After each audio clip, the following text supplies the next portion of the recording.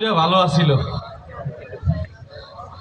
ওই যে সারাদিন রিক্সা চালাই আইয়া বস্তির পিছনের মাঠটায় বাপ বেড়া ফুটবল খেলতাম।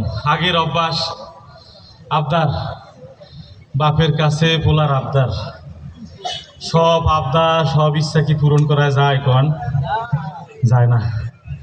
শরীরটা চায় একটু একটু রেস্ট লইতাম, ওষুধ খাইতাম, ভাতই চলে না, আবার ওষুধ।